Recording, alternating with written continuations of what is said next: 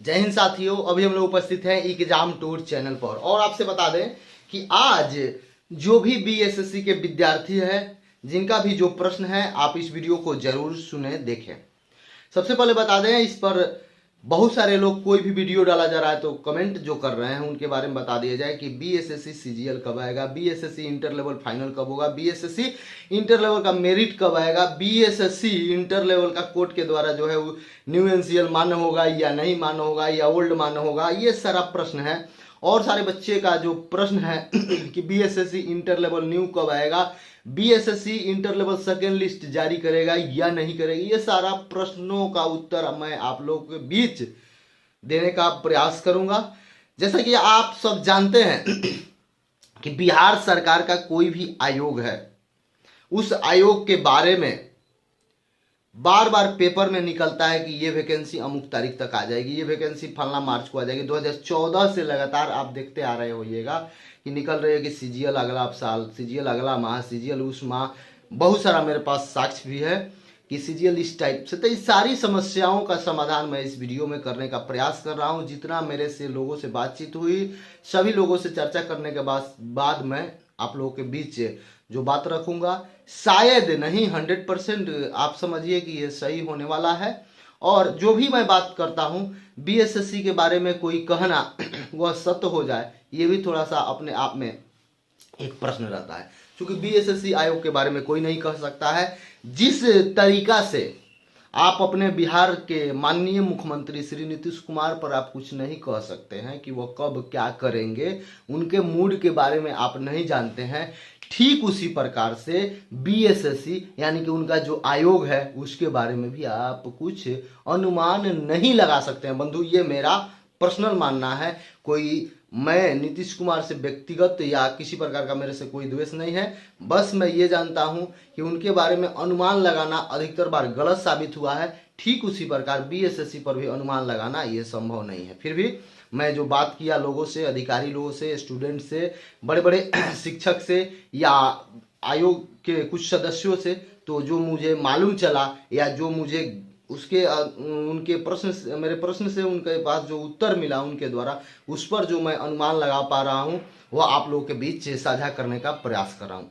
सबसे पहले बता दें, जो भी विद्यार्थी के मन में ये डाउट हो रहा है कि क्या 15 तारीख का भी सुनवाई टल जाएगा, ऐसा कोई बात नहीं है। आप ये मन से निकाल लें, 15 को 100% आपके लिए, आपके पक्ष में फैसला जरूर माननीय उच्च न्यायालय के द्वारा दिया जाएगा। सबसे पहले दूसरी बात आपसे बता दें कि आप भी जानते हैं कि 2010 की बहाली जस्ट आप जानते हैं दिया गया अगला दिन 8 तारीख को, तो उसमें ऐसा कोई कंडीशन नहीं था। उन लोगों का दूसरा मुद्दा था, उन लोगों का एनसीएल वगैरह का बात नहीं था। और आप सबको भी किसी ना किसी मीडिया के माध्यम से, पेपर के माध्यम से या कहीं ना कहीं से मालूम चल गया होगा कि बीएसएससी जो सीजीएल हुआ था ज्वाइनिंग, उसमें भी न्यू एनसीएल लिया गया था। और आपसे बता दें, हाई कोर्ट का जो आदेश आएगा, या देखिएगा आप, बहुत सारे इनका वकील, जो आयोग के वकील हैं, वो बार बार चेंज क्यों हो रहे हैं, वो भी जान रहे हैं कि केस उनको हारना तय है। और जो भी स्टूडेंट हैं वह अपने सवाल के लेकर, अपने हक के लेकर एकदम 100% सही है। आप पूछिएगा कैसे, तो मैं बता दूं, एनसीएल होता है या कोई आजीवन मान्य नहीं होता है। अगर आजीवन मान्य होता, जैसे मैट्रिक का आप एग्जाम देते हैं, या जब तक आप जीवित हैं या जब तक आपका एज है तब तक वह मान्य होता है। आज ये एनसीएल वैसा नहीं होता है। आप ये भी जानते हैं कि इंटर आप आज फर्स्ट डिवीजन से पास कर गए तो हमेशा के लिए ये मान्य है, वह एक आपके पास कागज है। लेकिन क्या आप ये बता सकते हैं मुझे कि एक बार एनसीएल बना लिया जाए तो वो जिंदगी भर मान्य रहेगा, यानी कि जीवन पर्यंत मान्य रहेगा? जब कोई कागजात 1 साल, 2 साल, 3 साल, 4 साल, प्रत्येक साल बदलता है, तो उसको आप बताइए कितना दिन तक सुरक्षित रखेंगे? उसको तो एक ड्यूरेशन है कि मान लीजिए 21 का मैं कागज बनवाया तो 22 में इसकी वैलिडिटी समाप्त हो जाएगी, तो आप उस कागज को कितना सुरक्षित रखिएगा? आप भी जानते हैं कि 22 में ये समाप्त हुआ, 22 में मुझे नया 23 के लिए बनवाना होगा, 23 में समाप्त हुआ तो आप 23 में छोड़ दीजिएगा। मान लीजिए किसी भी व्यक्ति का एनसीएल अगर बना, वह यदि रहता कि 10 साल तक वैलिड है, तो लड़का 10 साल तक सुरक्षित रखता। कोई दिक्कत नहीं। यदि लड़का 10 साल सुरक्षित नहीं रख रहा है तब मान लिया जाता कि वो लड़का में कमी है, लड़का में गलती है, लड़का गैर जिम्मेवार है। लेकिन जब आप ही बताइए कि एनसीएल 10 सालों तक एक ही वैलिड नहीं रहता है तो वो कितना दिन तक रखेगा। आप कोई भी, मैं आयोग को कह रहा हूं, ऐसा नहीं व्यक्तिगत मुझे किसी, एक पारदर्शिता तरीका से यदि आप 2014 में ही बोले रहते कि हम अमुक तारीख को जो वैकेंसी निकाले हैं यह जो है इसी डेट में हम लेंगे तो बच्चा सुरक्षित रखता। और आप भी जानते हैं कि आप लोगों का चुनाव होता है या इतना बड़ा जनसंख्या में चुनाव कराने में मात्र 1 माह के अंदर, 15 दिन के अंदर, 20 दिन के अंदर 4 चरण में, 5 चरण में, 7 चरण में आप लोग पूरा करा लेते हैं।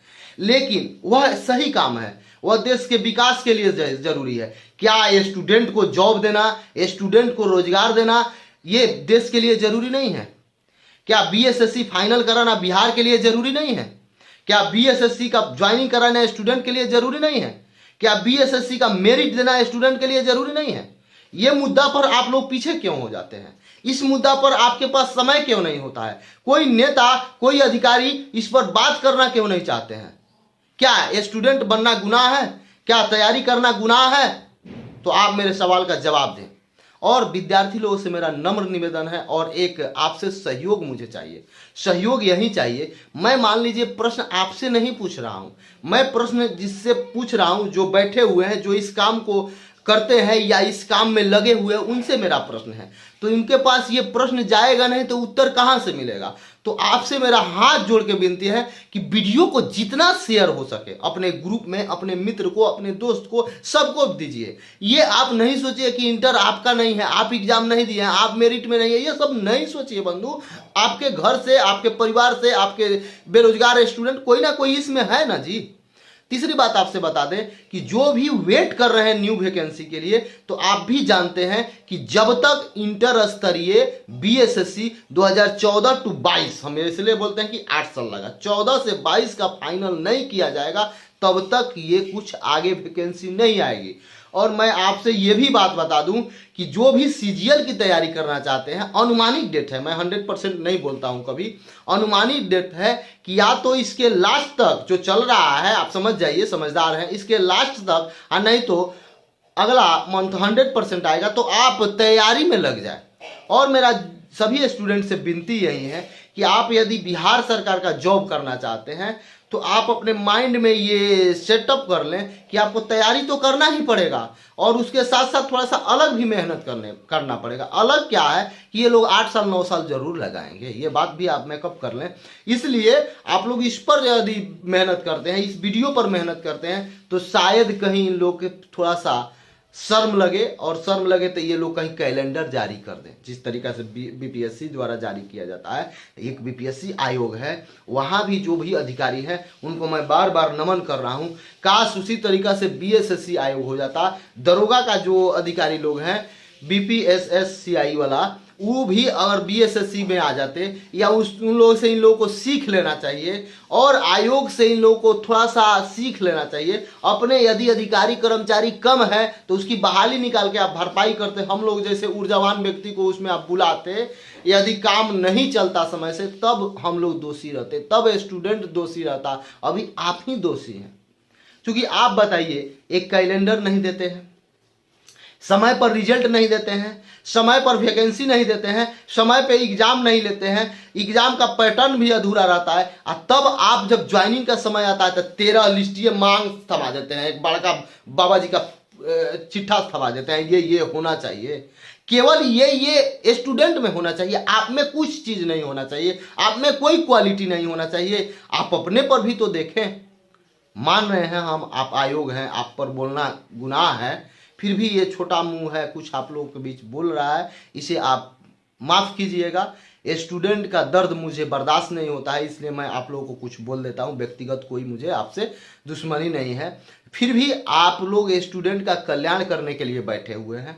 आप ही स्टूडेंट का रक्षा नहीं करेंगे, आप ही स्टूडेंट के हित में फैसला नहीं करेंगे, आप स्टूडेंट के लिए कुछ नहीं करेंगे तो कौन करेगा? तो इसलिए मेरा अब से विनती है कि यदि यदि क्या 100% 15 को फाइनल होता है तो आप शाम तक रिजल्ट दे दें या अगला दिन मेरिट दे दें और इसका जितना जल्द से जल्द हो सके ज्वाइनिंग कराएं। यदि सीट खाली रहा बंधु जो सेकेंड लिस्ट का वेट कर रहे हैं तो जरूर सेकेंड लिस्ट जारी होगा, इसके लिए आप संतुष्ट रहें।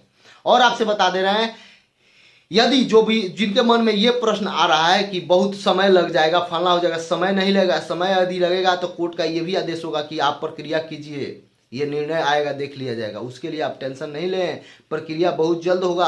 आप लोग अब अपने माइंड में जो टेंशन ले रहे हैं वो बीएसएससी पर टेंशन आप अपने छोड़ दें। आपका 100% अब समय आ चुका है, बहुत कम समय है, मैं नहीं बोल सकता कितना समय है, बहुत ही कम समय है। अब आप लोग खुशी मना सकते हैं, मनाएंगे और 100% मनाएंगे, ये मेरा वादा है आप लोगों के साथ और मेरा आत्मविश्वास भी है कि आप सबके साथ न्याय जरूर पटना हाई कोर्ट के द्वारा होगी।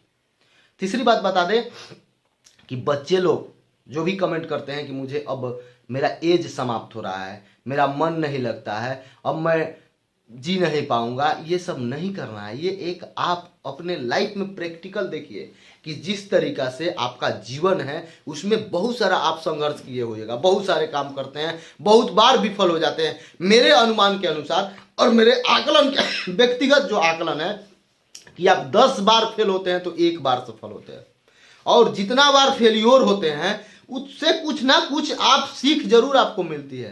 तो आप ये सब न करें, आपका समय पर रिजल्ट आएगा। अब समय क्या है, जो इन लोगों का समय है उस पर तो चलना है, क्योंकि मामला कोर्ट में है तो कोर्ट आप लोगों के बीच माननीय उच्च न्यायालय पटना आप लोगों के जो ग्रीवांसेज है यानी कि जो मांग है न्यू एनसीएल का वो मानेगी, आप टेंशन नहीं लें। और एक बात आपसे बता दें, आप लोग हताश निराश न हो, आप सब ऊर्जावान रहें, क्योंकि युवा का मतलब है, युवा जो होता है दूसरे को प्रकाशित करता है। आप ही जब अंधकार में रहिएगा तो कैसे दूसरे को प्रकाशित कर पाइएगा, कैसे दूसरे को मोटिवेट कर पाइएगा, कैसे दूसरे को आप समझा पाइएगा। आप अपने घर में आप ही टेंशन में रहते हैं तो आपके जो बुजुर्ग माता पिता हैं, जो घर के दादा दादी हैं, वो कैसे रहेंगे। एक जॉब के लिए आप इतना टेंशन न लें, जरूर मिलेगा, आपके पक्ष में जरूर आएगा। और बात बता दें, समय तो लग गया है, तो इस समय का मैं पुनः एक बार बोलता हूं, जितना जिम्मेवार विपक्ष है पक्ष है उतना जिम्मेवार हम लोग भी हैं। जिम्मेदार बोलिए जिम्मेवार बोलिए शब्द पर उतना नहीं जाइएगा आप लोग, क्योंकि हम लोग बिहार से बिलोंग करते हैं तो बिहार का तो आप समझते हैं, सब लोग हंसते हैं, लेकिन हंसने की मौका कौन देता है, यहाँ के सरकार, यहाँ के व्यवस्था, ये लोग देते हैं। हम लोग के पास तो जो मेरिट है, हम लोग के पास जो सब कुछ है उसको ये लोग यूज नहीं कर पाते। आपसे एक बात मैं बार बार बोलता हूँ, प्रत्येक वीडियो में बोलता हूँ कि बिहार में सबसे अधिक पूरे देश में देखा जाए तो बिहार में युवा है। इस युवा का यदि यूज किया जाता पॉजिटिव डायरेक्शन में तो शायद बिहार नंबर 1 राज्य बन जाता, किसी नेता किसी फलना चिल्ला के मोहताज नहीं होता। लेकिन हमारे मुख्यमंत्री जी नहीं कर पा रहे हैं, कब करेंगे, शायद कहीं कर रहे होंगे, हम लोग को अभी दिखाई नहीं दे रहा है, अब वही जाने। आपसे बता दें, यदि युवाओं का यूज किया जाता तो हम लोग नंबर 1 राज्य जरूर बनेंगे और बनते भी, लेकिन ऐसा नहीं हो रहा है, बहुत दुख है। और एक बात आपसे बताना था, बीएसएससी के विद्यार्थी जो भी हैं, जो न्यू वैकेंसी का वेट कर रहे हैं, वो अपने तैयारी को नहीं छोड़ें, तैयारी में कोई आप कमी ना रखें, क्योंकि दिन प्रतिदिन जो आपका लेवल है वो तो बढ़ रहा है और कंपटीशन हाई हो जा रहा है। इसके पीछे रीजन क्या है, कंपटीशन हाई होने का रीजन बहुत सारा है। एक तो वैकेंसी बहुत दिनों पर आ रही है, यदि 2014 में जो फाइनल हुआ सीजीएल लेवल 15 में दे दिया जाता तो ये 15 से जो ये 22 तक के बच्चे हैं ग्रेजुएट, वो नहीं रहते, कम सीट पर फाइट होता, नौकरी मिलता, लेकिन ऐसा नहीं है।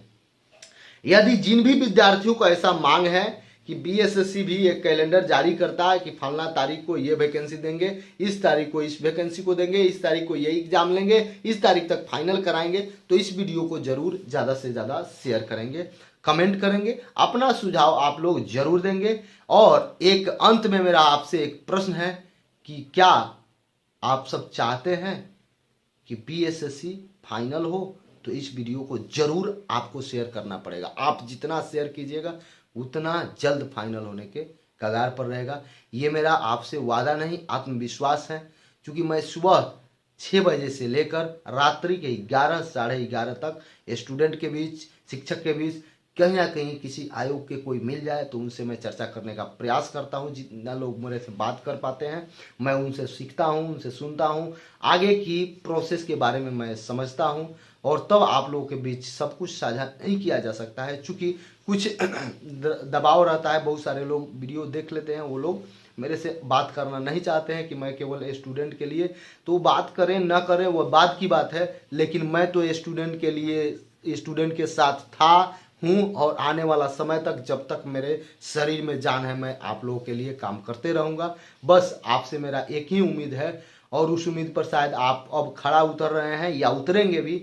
बस वीडियो को शेयर कीजिए ताकि आयोग तक ये बात चल जाए, स्टूडेंट का दुख दर्द समझे और माननीय मुख्यमंत्री श्री नीतीश कुमार के पास भी जाए और विपक्ष के नेता माननीय तेजस्वी प्रसाद यादव जी के पास भी जाए और वो लोग भी थोड़ा सा संज्ञान लें। क्योंकि 25 से जो अपना बिहार सरकार के द्वारा हाउस चलेगा उस पर ये लोग बातचीत रखें, स्टूडेंट के मुद्दा को रखें, लेकिन ये लोग रख नहीं पाते हैं। इसके पीछे भी रीजन है, ये लोग सोचते हैं कि कहीं सरकार ऐसे मारे तो हम भी बन जाए कुछ। ये सब नहीं सोचना चाहिए। आप पहले आम जनता के लिए काम कीजिए, उसके बाद आप सत्ता के लिए काम कीजिए, ये मेरा मानना है व्यक्तिगत तौर पर। यदि किसी को मेरे बातों से चोट लगे तो मैं पुनः एक बार क्षमा प्रार्थी हूँ। जय हिंद, जय भारत, जय बिहार।